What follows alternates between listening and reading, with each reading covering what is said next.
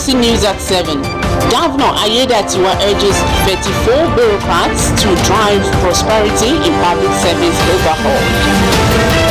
Ondo State government pledges support for education reforms, digitization drive. Tinubu assigns portfolios to envoys, names Ondo's Jimo Ibrahim when permanent representative.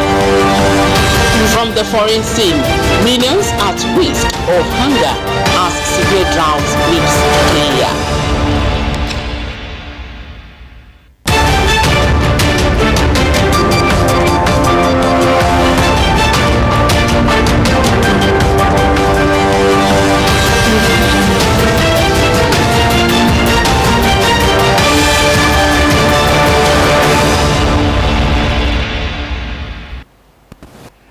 Good evening and thank you so much for joining us on the news at 7. I am Omoshiliola Adesoya Ajayi. Ondo State Governor Lucky Ayedatiwa is set to address the public tonight, March 6, 2026, from 8 p.m. to 10 p.m. on various media platforms.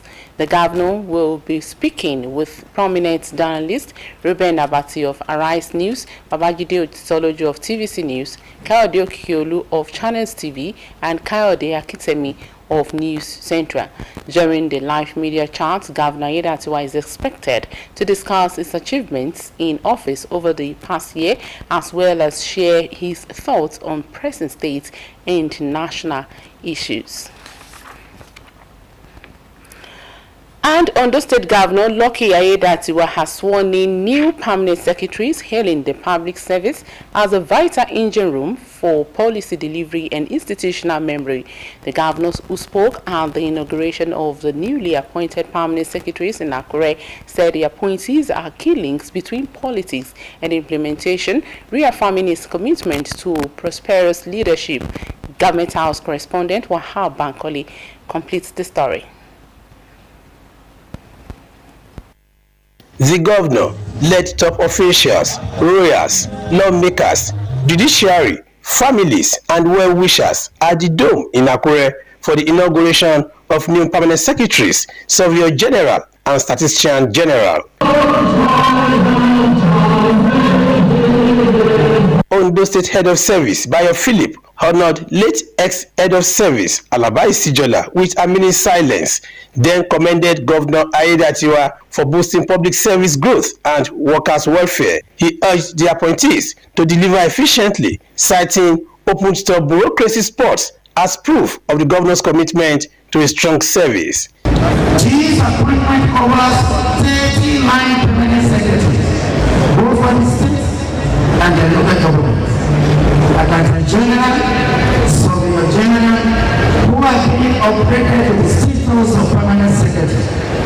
Then we have the Auditor General for local government and the Statistician General. New appointees then took oaths and signed the oath book.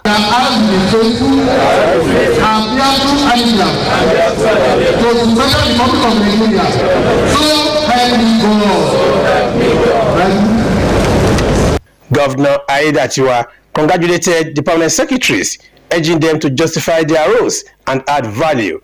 He called public service a time-tested policy driver and reaffirmed prosperity-focused leadership.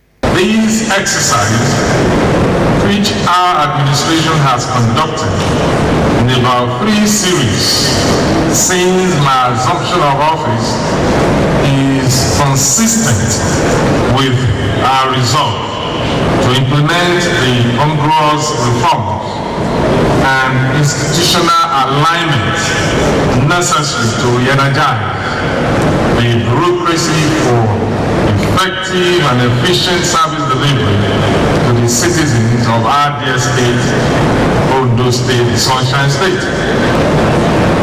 Government changes hands from time to time, but the public service remains constant, serving as the institutional memory and the dependable engine room for any government in power. Ayedatiwa also highlighted his administration's modest achievements. We have also replenished the personnel stock with over 4,000 new intakes across the teaching, medical, legal, agricultural, administrative, cultural, and tax cadres.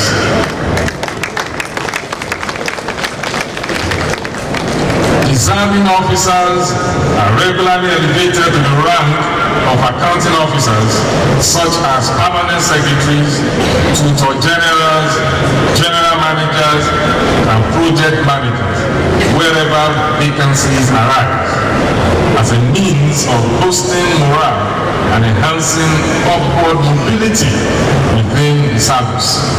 We have sustained steady defrayment of inherited gratuity liabilities at both state and local government levels, making measurable progress within the ambit of available resources. Our commitment to subsidize healthcare for serving and retired workers remains unwavering. Government continues to pay for terminal examinations at both primary and secondary levels for the children of our workers, in addition to sustaining the free school bus shuttle program, which has significantly reduced transportation costs for workers and other residents. Speaking for other appointees, Stephen Aworere pledged their commitment to effective service delivery. The appointees thanked Governor Aiyedatiwa for their elevation and vowed to justify their new roles. It's an ambition, and we thank God that we started from the grassroots, that we have reached the peak of our career. It calls for joy. It's a call to service for more dedication and more commitment on our part. We will continue to live up to expectation, that we will continue to add value to our state through dedicated service, which will, of course, impact the lives of the citizenry of our dear states. The 34 appointees include 32 permanent secretaries, 1 local government auditor general, and 1 statistician general. From the International Culture and Event Center, the Dome in Akure, Wahab Bankole, OSRC News. President Bola Tinubu has approved the posting of 51 career and 34 non-career ambassadors to various countries and the United Nations. The move came after the confirmation of the ambassadors designated by the Senate last December. The Ministry of Foreign Affairs has already received agreement from the United Kingdom for the High Commissioner designated Ambassador Aminu Dahatu, while France has also sent the agreement for Ambassador Ayoke. Meanwhile, a senator representing Ondo Southern Senatorial District, Jimoh Ibrahim, has been named United Nations Permanent Permanent Representatives. The ministry has also conveyed the nominations of the other 62 designated envoys to all the countries concerned, including a request for the agreements in line with standard diplomatic practice. President Tinubu has directed that the Ministry of Foreign Affairs should immediately commence the induction program for the ambassadors designates and high commissioners. The wife of the president, Oluremi Tinubu, has called on women to encourage modest dressing among young girls while also mentoring those from disadvantaged backgrounds. Speaking at an interfaith event in Abuja, the First Lady urged women to intentionally guide young girls and instill strong values in them. She challenged women to take responsibility for mentoring at least one girl from an indigent background. According to her, mentorship could come in different forms, including providing scholarships, encouragement, and moral guidance. The First Lady also emphasized modesty in dressing, stating that beauty should not be defined by revealing clothing. You're watching the news on OSRC television. We'll take a break now. When we come back, the news continues. Please don't go away.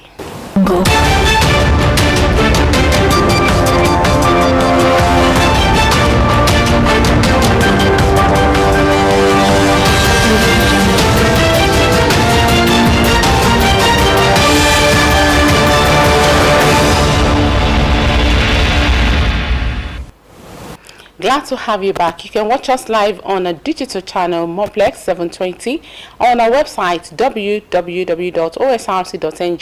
or follow us on Facebook at OSRC TV. And on YouTube, you can subscribe to our channel, Osrc TV, Ondo. The Ondo State Ministry of Education, Science and Technology has reaffirmed its commitment to strengthening the education sector through collaborative engagement with key stakeholders. This was the focus of a stakeholders town hall meeting on the state of education held at Fuashaye Girls Grammar School, Akure. Our correspondent has the reports. Àwọn alẹ́nulọ́rọ̀ lẹ́ka ètò ẹ̀kọ́ bí àwọn olùṣàkóso àwọn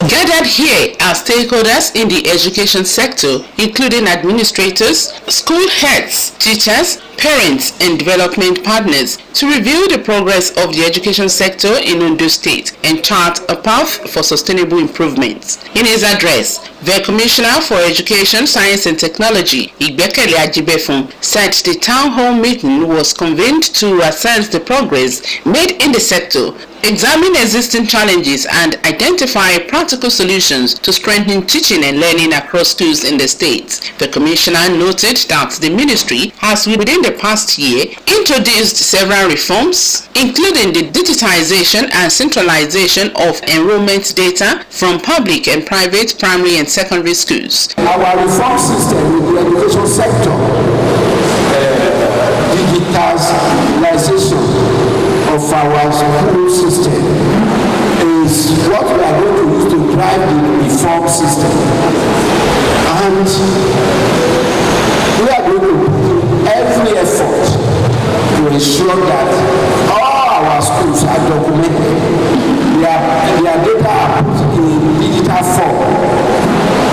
So that is one of the areas that this stakeholder meeting is going to address. Earlier in his welcome address, the Permanent Secretary of the Ministry, Dr. Akindele Ige, emphasized the importance of collective responsibility in strengthening the education sector in the state. He described education as a foundation for sustainable development, social progress, and economic growth, and urged school administrators, teachers, parents, and other stakeholders to contribute meaningful ideas that will help reposition the state's education system. The progress of any society is closely tied to the quality of the education system, and as stakeholders, we all share a collective responsibility to ensure that our educational system continues to improve and meet the needs of our people. The lawmaker representing Akure North constituency and chairman House Committee on Education, Kolawole Ologede, commended the efforts of the present administration in the state for prioritizing the education sector through initiatives targeted at improving standards of education and promised the Assembly's support at all times. I commend the Honorable Commissioner for initiative of this stakeholder.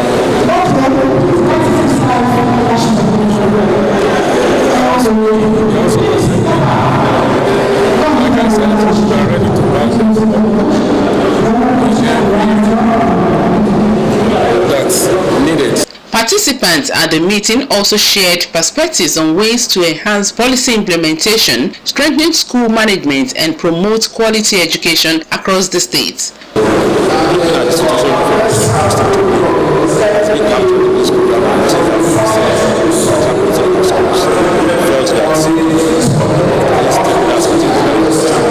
What I said today, and at our own level, we are ready to support the government to implement all the policies they have said they want to do in the state.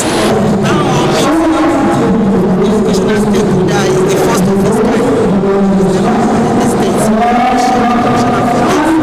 And I want to assure the Commissioner of Education that the ambassador of the state will do all our best to support the Ministry of Education.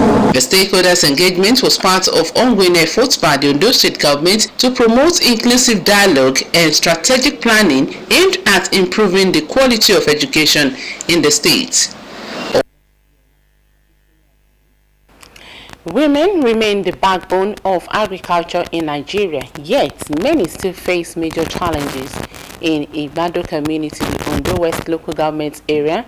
Matan Arewan Society initiative in partnership with Mitsubishi Corporation is changing the narrative with the introduction of solar power greenhouse drying technology. Our reporter Adewumi Taiwo reports that the technology is designed to improve cocoa quality and boost the income of rural women farmers.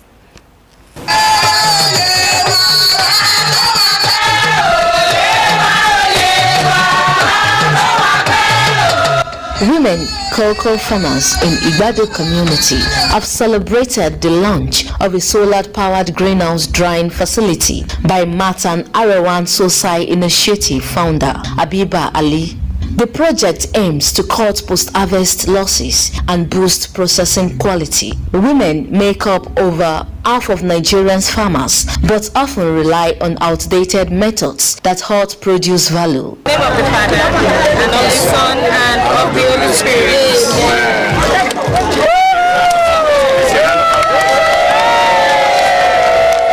The solar-powered greenhouse dryer uses controlled heat to dry cocoa beans and crops, shielding them from contamination for higher market value.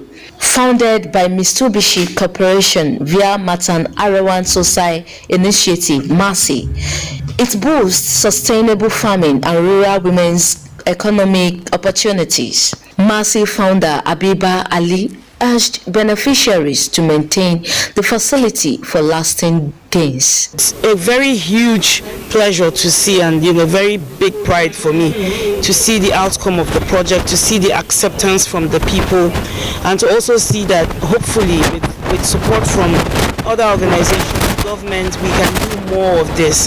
So this is really like a very happy moment for us. The only way you can know the value of something is if you really do use it, and we will really want them to use this technology very well. In fact, use it with the aim to kill it, because that's the only way you will know what it can withstand.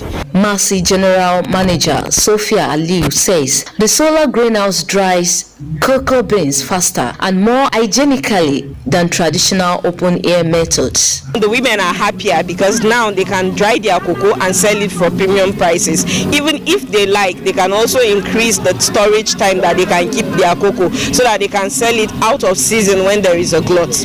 Representative of Mitsubishi, Oluwatosin Bangboshe, says the project fits the firm's global goals in sustainability, community growth and empowerment, and could model for other Nigerian cocoa areas. This is an initiative by the Mitsubishi EMEA Foundation to provide these cocoa dryers to the Igbado women to facilitate fast drying of their cocoa beans and make life easier for them. So I hope that it will be of good use to the community. The Ondo State Commissioner for Women Affairs and Social Development, Sheun Osamaye, who was represented by her technical head, Janet Akindejoye, commended the initiative.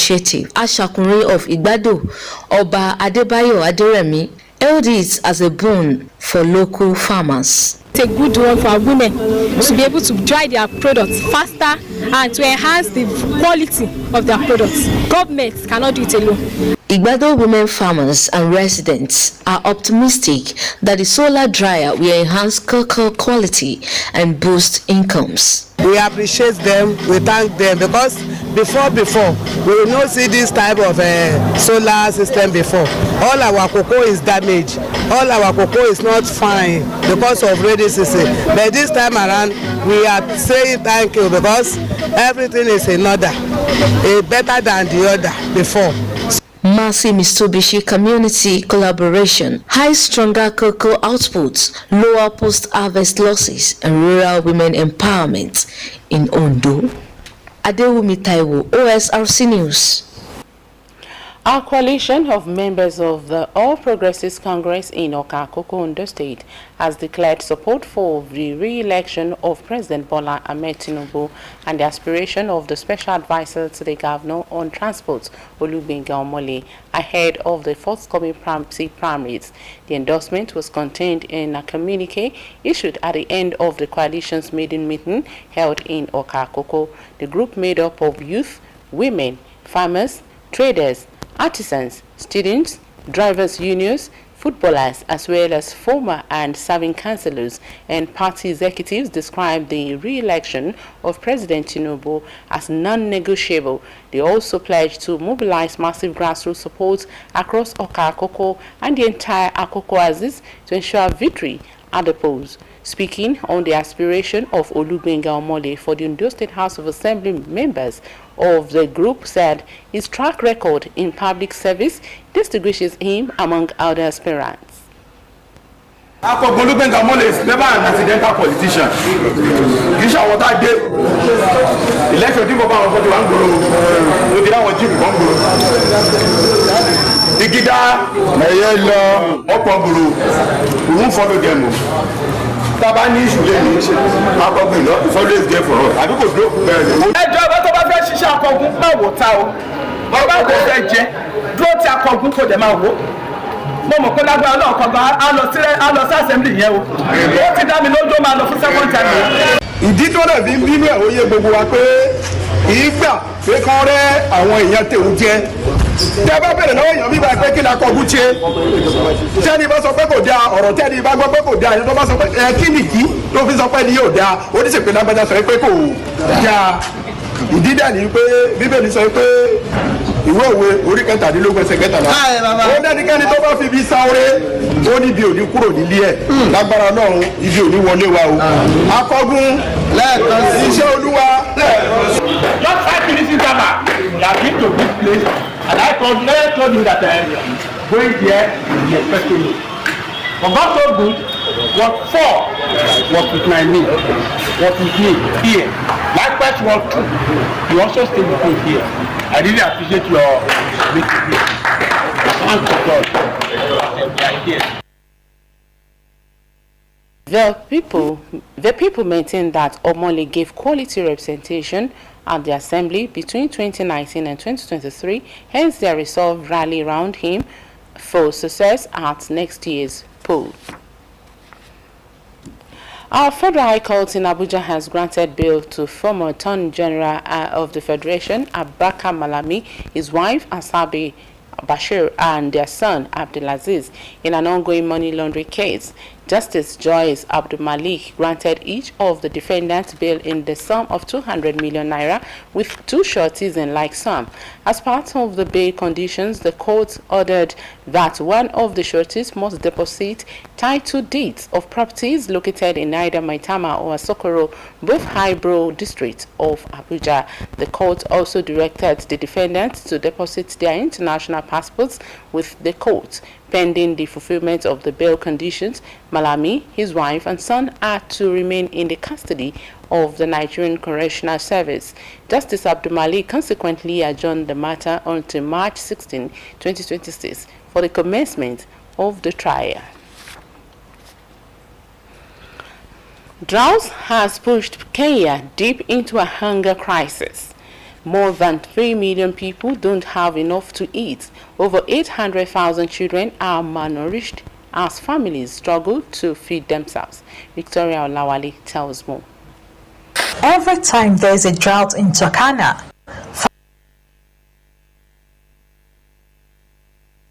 families turn to wild fruits and berries to survive. But now, the dry spells are coming more often and lasting longer. Akaloyet says she's not had a proper meal in 2 weeks. The fruit mixture keeps hunger away, but it carries almost no nutritional value. If it doesn't rain, trees and leaves dry up. There's no water. The clinics are too far. We have to walk far to get any help. Villages are slowly emptying. Male herders, usually the providers for their families, have moved to neighboring counties in search of pasture and water for the dying livestock. Only the elderly, women, young children, and the weakest animals remain in the homesteads. I try to look for food. Sometimes it's not there. If I can't find food, how do I survive? The government disaster management team and other aid agencies are distributing water and food, but supplies are stretched thin, and getting aid to those who need it almost is near impossible in some areas. From one village to another village is almost 300 kilometers. Where you look at, we have pastoralists who are living inside the hills, getting water, getting food. It is very tough. People in this village are lucky to receive treatment from a mobile clinic. Some children show signs of being malnourished. Neighboring countries like Somalia and Ethiopia are also facing drought and water shortages and high levels of malnutrition. It's rainy season in Kenya, but in places like Turkana, the clouds often pass without relief. Victoria Olawale, OSRC News. And to end the news tonight, let's take another look at the major stories. We told you that the Ondo State Governor, Lucky Aiyedatiwa, sworn in 34 new top bureaucrats in Akure, urging them to strengthen the public service and ensure effective policy implementation for the development of the state. We also inform you that stakeholders in the Ondo State education sector have gathered at Fashai Girls Grammar School for a town hall meeting organized by the Ministry of Education to review progress, address challenges, and discuss strategies for improving learning outcome across schools in Ondo State. And finally, we inform you that President Bola Tinubu has approved the posting of 31 career and 34 non-career ambassadors to various countries and international missions, including the appointment of Senator Jimoh Ibrahim as Nigeria's permanent representative to the United Nations. And that's it on the news tonight. Thank you so much for watching. Good night.